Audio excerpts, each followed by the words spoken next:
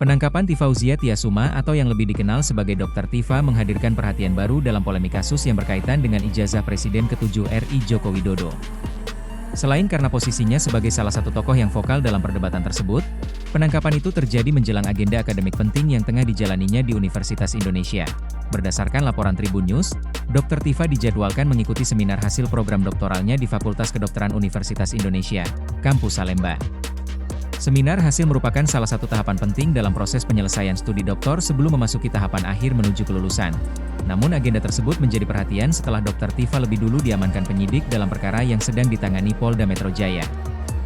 Perkembangan itu membuat suasana di lingkungan akademik tempatnya menempuh pendidikan ikut menjadi sorotan publik. Sejumlah pihak di lingkungan Fakultas Kedokteran UI disebut mengetahui bahwa Dr. Tifa memang sedang menjalani proses akademik doktoral. Namun pihak kampus tidak memberikan komentar lebih jauh mengenai perkara hukum yang tengah dihadapi mahasiswanya tersebut. Menurut informasi yang dihimpun Tribun News, seminar hasil yang sedianya menjadi bagian dari perjalanan akademik Dr. Tifa berada dalam jadwal yang berdekatan dengan proses hukum yang kini menjeratnya. Situasi tersebut memunculkan perhatian karena mempertemukan dua peristiwa besar dalam waktu hampir bersamaan.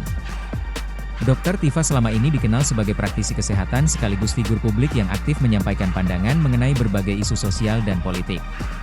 Dalam beberapa tahun terakhir, namanya semakin sering muncul dalam pemberitaan nasional karena keterlibatannya dalam sejumlah polemik yang menjadi perhatian masyarakat. Kasus yang kini menyeret namanya berkaitan dengan polemik ijazah Jokowi yang sebelumnya juga melibatkan sejumlah tokoh lain, termasuk Rai Suryo.